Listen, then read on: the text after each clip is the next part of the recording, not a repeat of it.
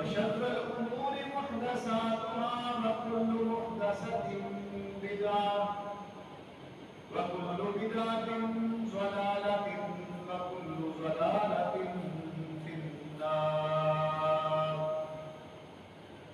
يا أيها الذين آمنوا اتقوا الله حق تقاته ولا تموتن إلا وأنتم مسلمون. يا أيها الذين آمنوا اتقوا الله وقولوا قولا سديدا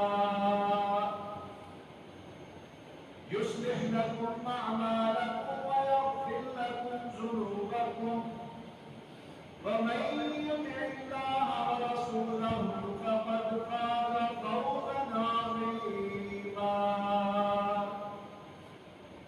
يا أيها الناس اتقوا ربكم الذي خلقكم من نفس واحدة وخلق منها زوجها وبث منهما رجالا كثيرا ونساء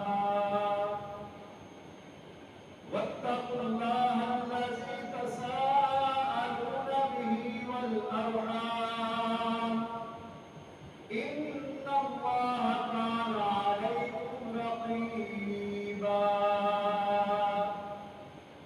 اللهم صل على محمد وعلى آل محمد كما صليت على إبراهيم وعلى آل إبراهيم إنك حميد مجيد.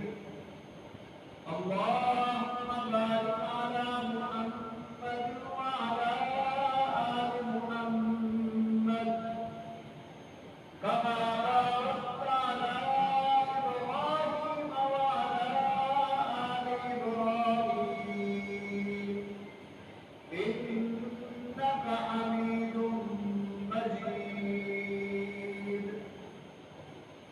تمام قسم کی حمد و ثنا رسول کی بڑائی کبریائی اللہ سبحانہ و تعالیٰ کے لیے.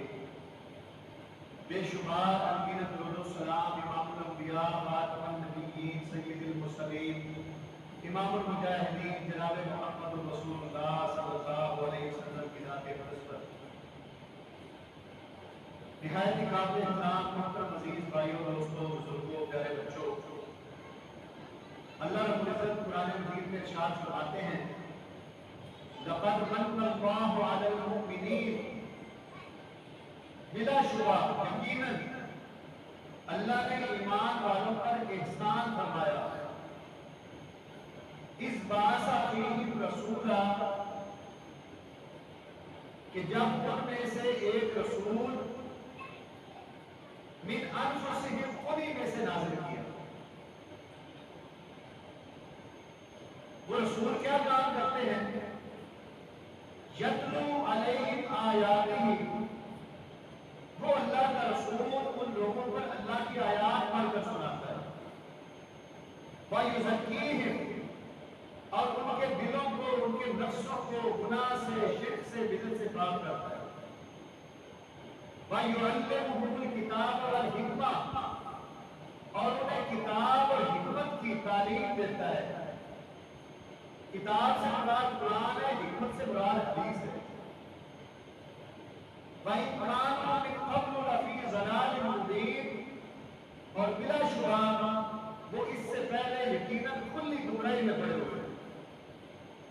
رسول مکرم صلی اللہ علیہ وسلم کا جو دور ہے یہ اس کی بات ہو رہی ہے کہ اللہ تعالیٰ نے بہت بڑا احسان کیا اس امت کے اوپر کہ اللہ تعالیٰ نے انہی لوگوں میں سے، انسانوں میں سے ایک رسول ان میں بھیجا جو اللہ کی آیات قرآن حکیم میں سے پڑھ پڑھ کر تلاوت کر کر کے لوگوں کو سناتے تھے، ان کے نفسوں کو پاک کرتے تھے شرک کی میل مجیل سے، جھوٹ سے، نفرت سے، قتل سے، جتنی بھی معاشرتی برائیاں تھیں ان سے پاک کرتے تھے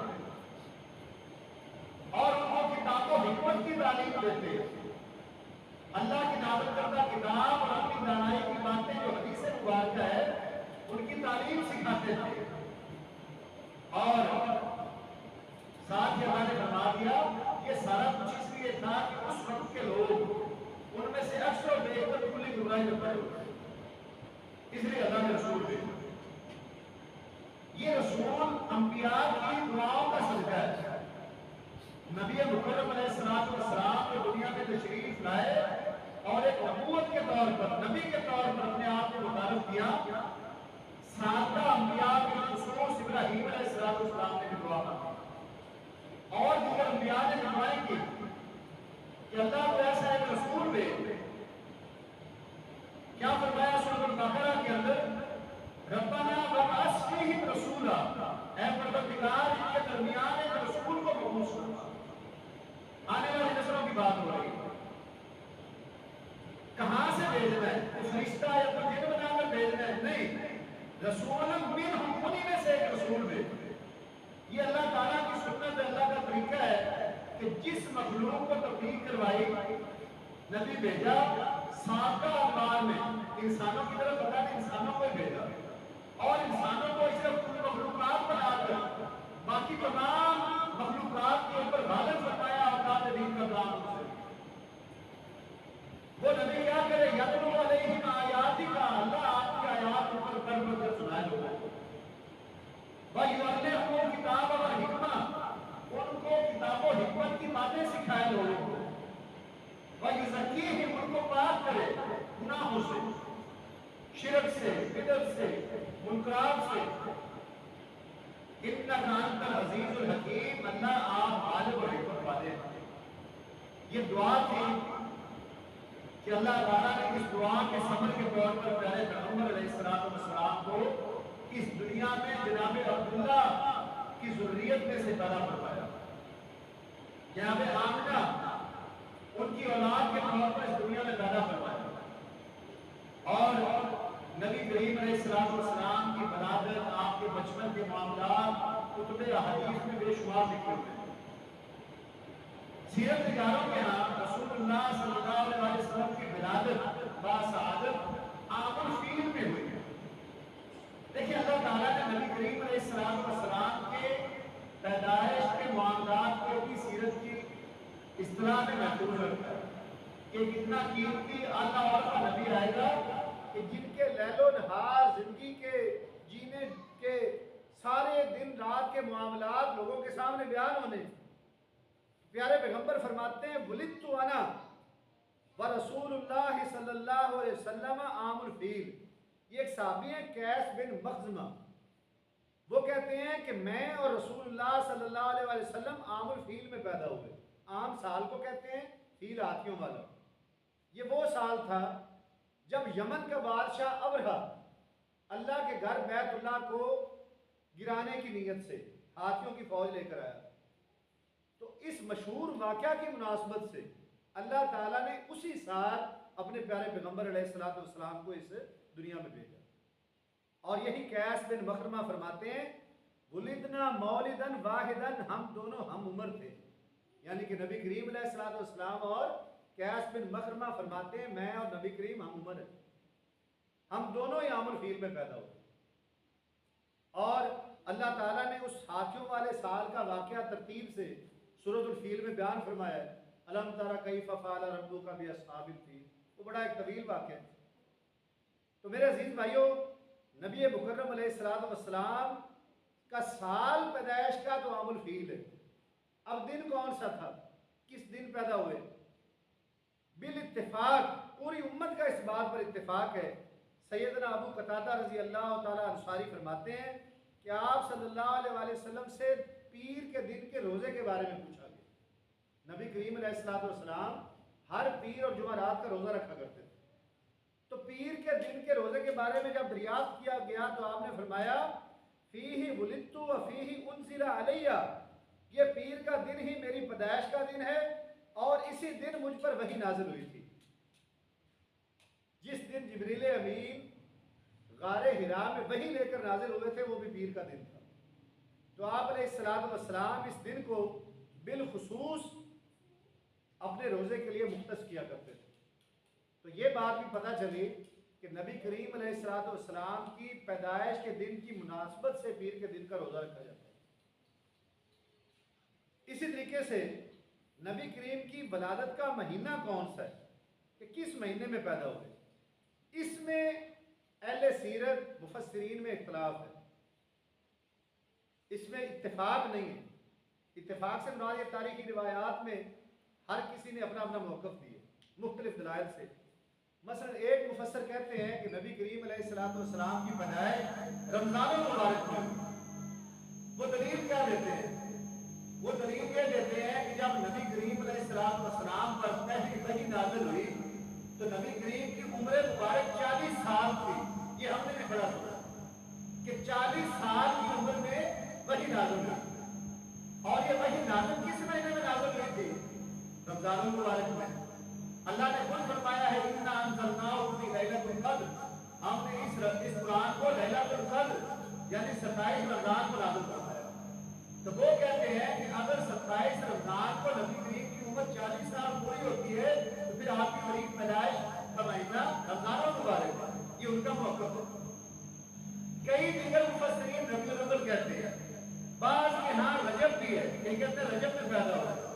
تو یہ اختلاف نہیں، کسی نے محرم بھی کہا ہے کہ محرم میں پیدائش ہے۔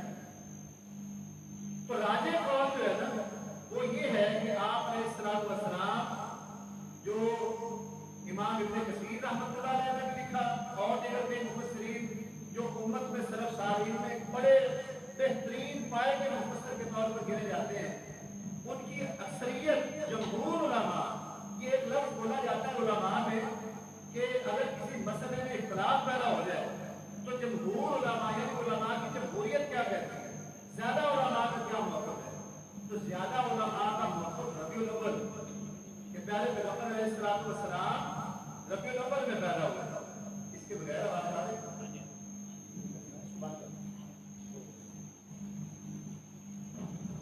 کہ پیارے پیغمبر علیہ السلام ربیع الاول میں پیدا ہوئے۔ اب تاریخ میں پھر اختلاف ہے کہ کس تاریخ کو پیدا ہوئے۔ علامہ شبلی نعمانی رحمۃ اللہ علیہ وہ فرماتے ہیں کہ پیارے پیغمبر علیہ السلام کی ولادت محمود پاشا فلکی، یہ ایک مشہور تاریخ دان گزرے ہیں، مصر کے عالم دین تھے، انہوں نے ایک رسالہ لکھا تھا باقاعدہ، ریاضی کے یہ بہت بڑے ماہر تھے، اور انہوں نے عیسوی تاریخ اور اسلامی تاریخ کے دنوں کو پیچھے کی طرف لوٹا کر دے گئے، اور انہوں نے یہ بتایا کہ نبی کریم علیہ السلام 9 ربیع الاول بروز پیر جو ہے نا دن، پیر کا دن یہ 9 کو بنتا ہے۔ اگر 12 مانا جائے تو پھر پیر نہیں بنتا، کیونکہ پیر کے دن پر تو ساری امت کا اختلاف ہے، اتفاق ہے کہ پیر کے دن پیدا ہوا۔ اس پر کوئی دنیا کا مسئلہ، کوئی عالم دین اختلاف نہیں کرتا، کیونکہ اس کے بارے میں صحیح حدیث مبارکہ ہے کہ نبی کریم نے خود فرمایا میں پیر کے دن پیدا ہوا ہوں اس لیے میں روزہ رکھتا ہوں، اور صحابہ کو بھی تلقین فرمائی۔ اب پیر کا دن اگر لے کر جائیں، جیسے آج 21 اگست 2026 ہے، تو اس کو واپس لوٹانا شروع کر دیں تو 571 عیسوی میں نبی کریم پیدا ہوئے تھے، اور اس مہینے کی طرف لے کر جائیں اور اس دن پر جب پیر آتا ہے تو پھر 9 ربیع الاول بنتا ہے، 12 نہیں بنتا۔ تو اس میں بھی کوئی اختلاف کی ضرورت نہیں ہے۔ 12 ربیع الاول وفات، یہ اکثر علماء نے تفسیروں کے اندر لکھا ہے کہ جس دن پیارے پیغمبر علیہ السلام اس دنیا سے تشریف لے گئے اس دن 12 ربیع الاول تھا، اور وہ بڑا تاریخی واقعہ ہے کہ صحابہ کرام پر کیا بیتی تھی، کتنا کربناک ماحول بنا ہوا تھا صحابہ کا جس دن پیارے پیغمبر اس دنیا کو چھوڑ کر گئے۔ تو بہرحال یہ تاریخی حوالے، یہ تاریخوں کا پتہ ہونا علمی لحاظ سے تو ہمیں پتہ ہونا چاہیے، لیکن یہ کوئی عقائد کے مسئلے نہیں ہیں۔ اگر ایک بندے کو علم نہیں ہے نا کہ نبی کریم کس سال کی کس تاریخ کو پیدا ہوئے، تو قیامت کے دن ہم سے یہ پوچھا نہیں جائے گا کہ تمہیں کیوں نہیں علم تھا کہ حضور کس تاریخ کو پیدا ہوئے، یا نہیں یہ نہیں پوچھا جائے گا کہ بتاؤ کہ نبی کریم کی تاریخ وفات کون سی ہے۔ یہ تو ایک تاریخی روایات ہیں، علم کے طور پر موجود ہے، ہمیں پتہ ہونا چاہیے، لیکن یہ ہمارے بنیادی عقائد میں سے نہیں۔ اس کو اختلاف کی وجہ نہیں بنا لینا چاہیے کہ کوئی کہے جی 9 ہے، کوئی کہے 12 ہے، تو اس کو اختلاف بنا کر امت امت آپس میں بحث و مباحثہ اور مناظرے کرنے شروع کر دے، یہ مناسب نہیں ہے۔ اسی طرح سے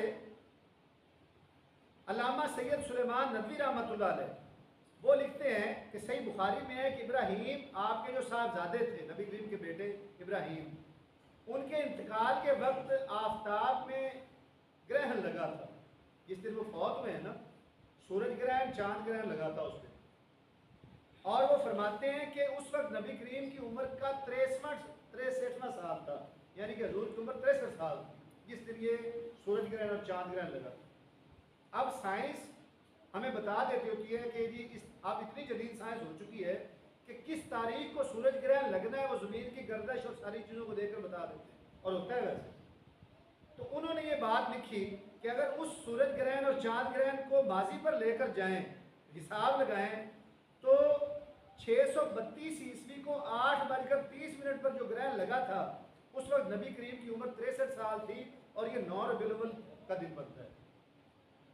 یہ تاریخی حقائق ہے، یہ تو ہے علم کے لیے کہ پتہ چل جائے کہ تاریخ پیدائش کون سی ہے، دن کون سا ہے، مہینہ کون سا ہے، سال کون سا ہے۔ تو میرے عزیز بھائیوں، اس میں ایک چیز کا لازمی خیال رکھا کریں، اللہ نے پیارے پیغمبر کو ہمارے درمیان باعث عزت و شرف، اتحاد و اتحاد کے لیے بھیجا ہے، باعث اختلاف نہیں بھیجا۔ یہ بڑی بدبختی کی بات ہے، بڑے افسوس کی بات ہے کہ اسے پاک پیغمبر کی ہستی کو ہم نے وجہ اختلاف درمیان میں کچھ مسائل کو لے کر بنایا ہو، یہ نہیں ہونا چاہیے۔ نبی کریم علیہ السلام کا جو حسب نسب ہے، خاندان ہے، یہ حضرت اسماعیل علیہ السلام کی اولاد میں سے ایک تھے حضرت عدنان، وہاں تک تو بالکل درست حسب نسب جاتا ہے جس پر بالکل اتفاق ہے۔ حضرت عدنان سے لے کر اسماعیل کے درمیان بعض سیرت نگاروں کا اختلاف ہے۔ مثال کے طور پر نبی کریم علیہ السلام عبداللہ کے بیٹے تھے، اور عبداللہ عبد المطلب بن ہاشم، عبد المطلب کے بیٹے تھے، اور عبد المطلب ہاشم کے بیٹے تھے، اور ہاشم عبد مناف کے بیٹے تھے، اور عبد مناف قصی، یہ بھی ایک بہت بڑے سردار تھے عرب کے، ان کے بیٹے تھے۔ قصی کلاب کے بیٹے تھے، اور کلاب مرہ کے بیٹے تھے۔ جو مرہ تھے یہ کعب کے بیٹے تھے، اور کعب لوئی کے بیٹے تھے، اور لوئی غالب کے بیٹے تھے، اور غالب فہر کے بیٹے تھے، اور فہر جو ہے یہ نظر کے بیٹے تھے، نظر کنانا کے بیٹے تھے، اور کنانا خزیمہ کے بیٹے تھے، اور خزیمہ مدرکہ کے، اور مدرکہ الیاس کے، اور الیاس جو تھے یہ مزر کے، اور مزر نزار کے، نزار عدنان کے بیٹے تھے۔ یعنی کہ اللہ نے پیارے پیغمبر کا نسب نامہ بھی محفوظ رکھا ہوا ہے کہ کل کو کوئی یہ اعتراض نہ کرے۔ عرب میں ایک رواج آج بھی ہے، یہ عرب والے جو دین نہیں نہ پڑے ہوئے، ایک تو علماء، وہ تو اللہ سے ڈرنے والے لوگ، جو عام عربی ہے نا، وہ آج بھی دنیا میں اپنے آپ کو بہت بڑا اعلیٰ اور سمجھتے ہیں۔ وہ عام انسانوں کو، اجمیوں کو کوئی اہمیت نہیں دیتے، وہ کہتے ہیں ہم عربی بہت اعلیٰ خاندان کے۔ تو اس وقت بھی عرب میں یہ بات ہوتی تھی کہ کوئی چھوٹے خاندان کا بندہ کسی بڑے عہدوں پر آنے نہیں دیتے تھے۔ تو اللہ تعالیٰ نے جب نبی کریم علیہ السلام کو یہ نبوت کا عہدہ عطا فرمایا تو اللہ نے آپ کا سلسلہ نسب بھی محفوظ فرما لیا کہ دیکھتے جائیے گا کہ کہیں بھی کسی خاندان، کسی باپ کے اندر کوئی کمی نہیں ہے۔ ہر انسان اپنے دور کا بہت بڑا سردار اور بڑا عزت اور شرف والا انسان۔ اسی طرح سے پیارے پیغمبر علیہ السلام کا یہ سلسلہ نسب سیدنا آدم علیہ السلام تک جاتا ہے۔ والدہ کے لحاظ سے نبی کریم علیہ السلام کی والدہ بنت وہب، وہ بھی ایک عرب کے بہت بڑے خاندان سے تعلق رکھتی۔ ان کا نسب جو مرہ نبی کریم کے دادا آتے ہیں ان سے جا کر ملتا ہے، اوپر سے باپ ایک ہی ہو جاتا ہے۔ رسول مکرم صلی اللہ علیہ وسلم فرماتے ہیں ان اللہ ہستفا کنانا، اللہ تعالیٰ نے قبیلوں میں سے کنانا کا انتخاب کیا کہ یہ بڑا اعلیٰ عرف اور عزت والا قبیلہ ہے۔ من ولد اسماعیل، اسماعیل کی اولاد میں سے، یہ جو کنانا تھا یہ اسماعیل کی اولاد میں سے بڑا اعلیٰ انسان تھا، ایک اس وقت کا ذمہ دار، نمبردار، فیصلے کرنے والا۔ اور پھر اللہ تعالیٰ نے وصطفیٰ قریشن من کنانا تھا، کنانا کی اولاد میں سے اللہ نے قریش کو چن لیا جو کہ بہت بڑا قبیلہ عرب کا تھا۔ وصطفیٰ من قریش بنی ہاشم، اور اللہ تعالیٰ نے قریش میں سے بنی ہاشم کے خاندان کو چنا۔ وصطفانی من بنی ہاشم، اور بنی ہاشم میں سے اللہ نے میرا انتخاب فرمایا۔ تو پتہ یہ چلا کہ پورے خاندان میں سے نبی کریم علیہ السلام کی جو پیڑھی ہے، جو نسل ہے، جو رتبہ اور مقام ہے، کہیں بھی کم نہیں، بڑے اعلیٰ خاندان کے۔ اور اسی طرح سے نبی کریم علیہ السلام کی ایک اور حدیث مبارکہ ہے، فرمایا انا محمد بن عبداللہ، کہ میں محمد عبداللہ کا بیٹا ہوں، بن عبد المطلب، اور عبداللہ عبد المطلب کے بیٹے تھے۔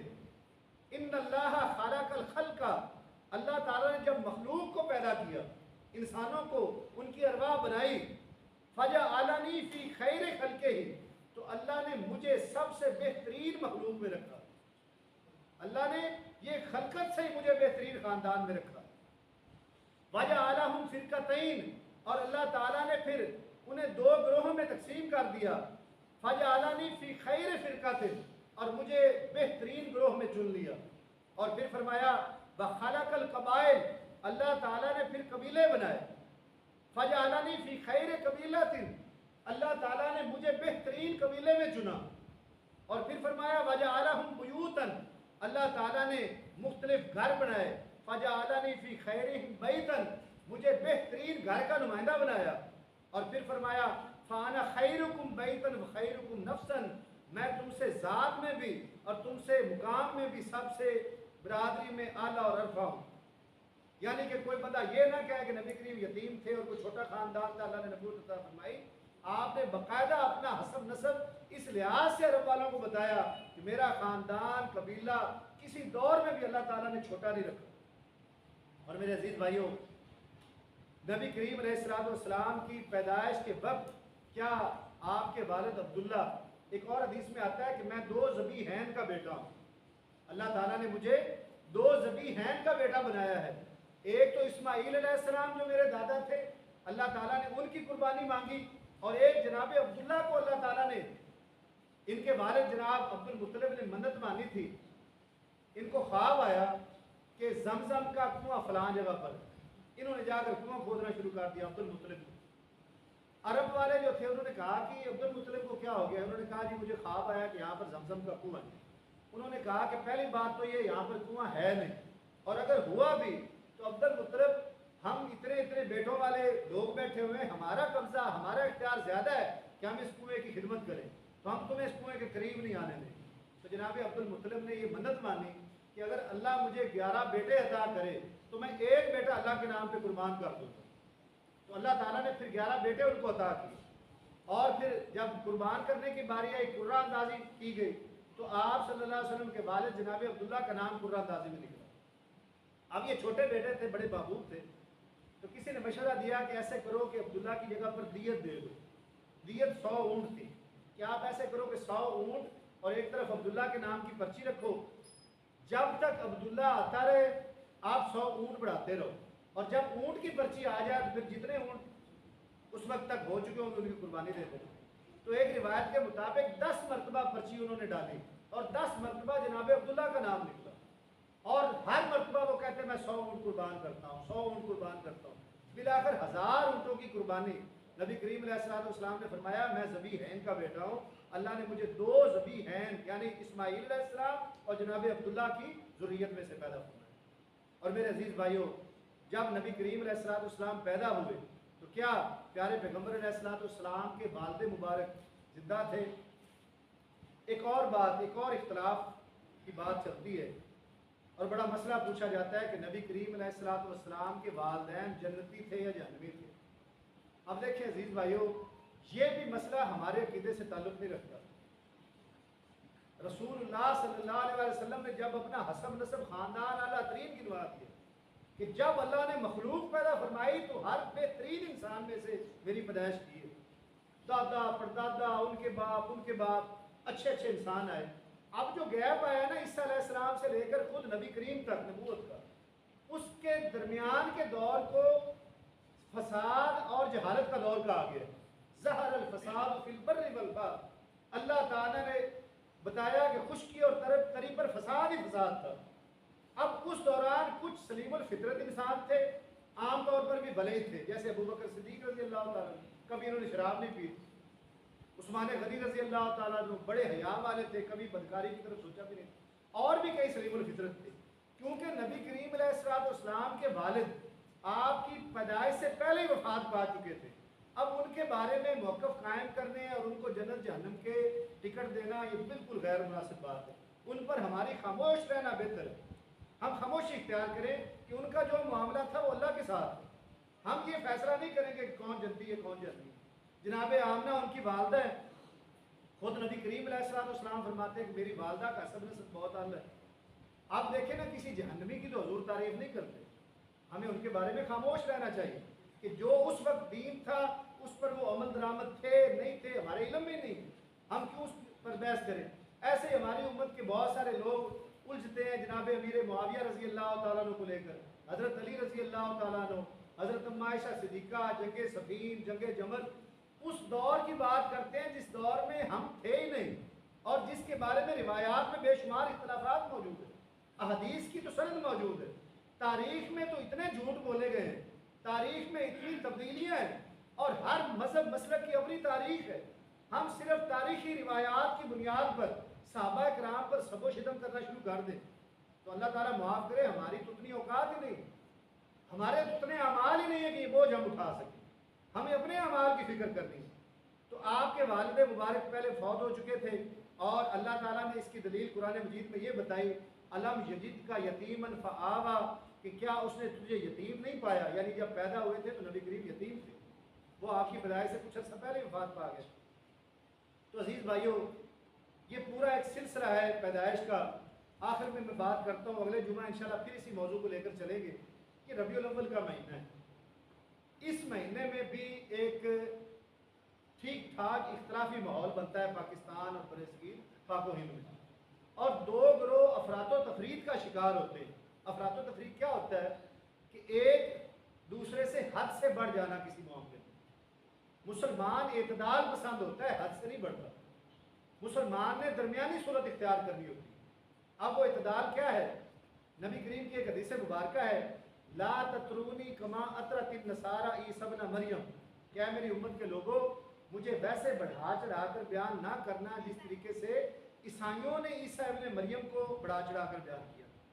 اب عیسائیوں نے عیسیٰ ابن مریم کو کیا بڑھا چڑھا کر بیان کیا؟ انہوں نے عیسیٰ علیہ السلام کی محبت میں آ کر ان کو اللہ کا بیٹا بنا دیا, اور ان کے پاس دلیل اس بات کی یہ تھی کہ عیسیٰ علیہ السلام کا باپ نہیں تھا تو لہٰذا اللہ عیسیٰ علیہ السلام کا باپ ہے.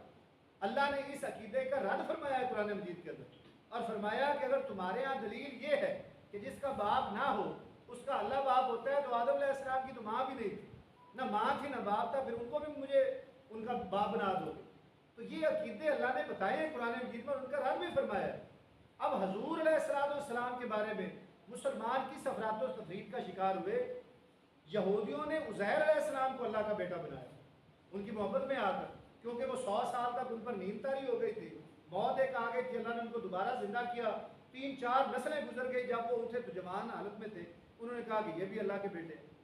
اب مسلمانوں نے کیا کہا کہ محمد الرسول اللہ نور من نور اللہ, کہ اللہ کے پیارے رسول حضرت محمد صلی اللہ علیہ وسلم اللہ نے اپنا نور جدا کر اس زمین پر بھیجا ہے.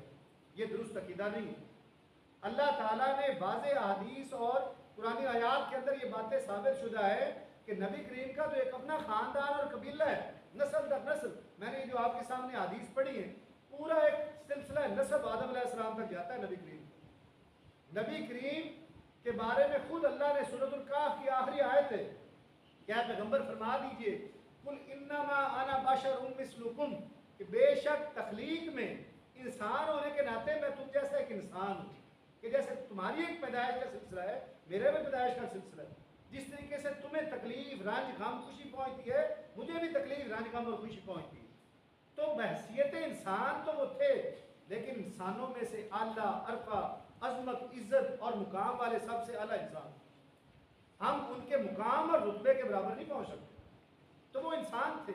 تو 12 ربیع الاول تاریخ پیدائش کے حوالے سے یا تاریخ وفات کے حوالے سے اب دڑے بنتے ہیں. کہیں کئی جگہوں پر فائرنگ ہوئی ہے کہ کوئی جلوس نکالتے ہیں, بعض کہتے ہیں ہم نے نکالنے نہیں دینا.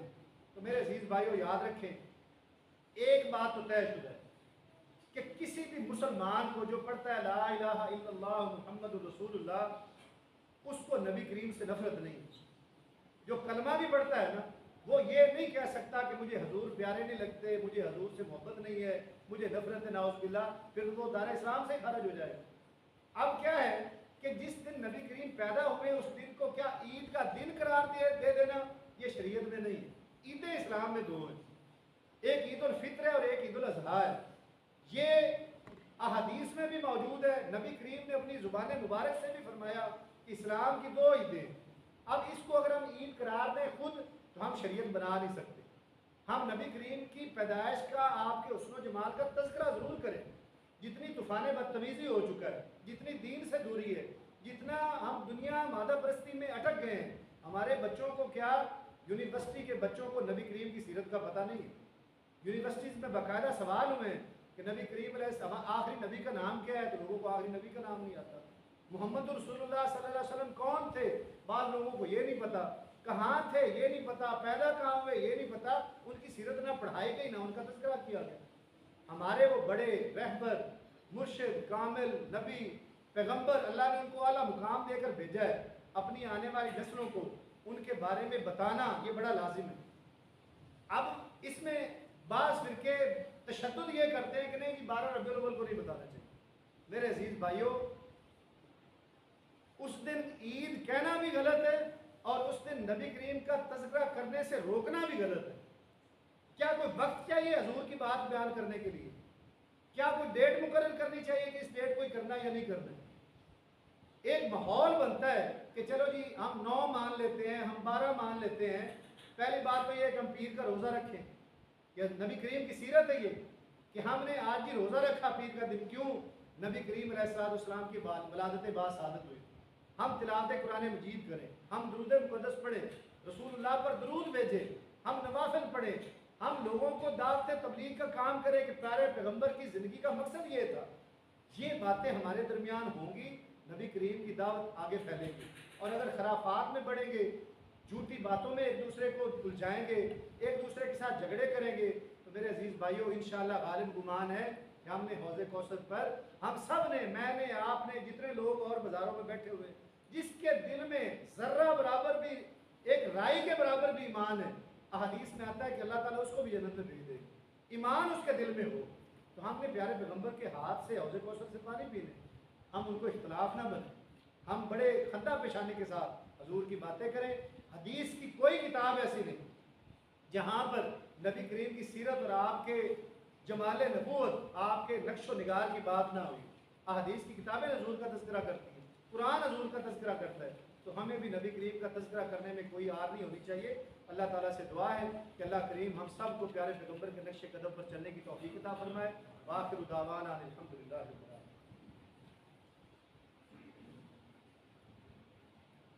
ان الحمد لله نحمده ونستعينه ونستغفره ونعوذ بالله من شرور انفسنا ومن سيئات اعمالنا، من يهده الله فلا مضل له ومن يضلل فلا هادي له، ونشهد ان لا اله الا الله وحده لا شريك له، ونشهد ان محمدا عبده ورسوله۔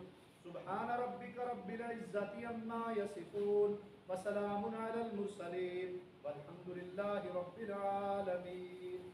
سب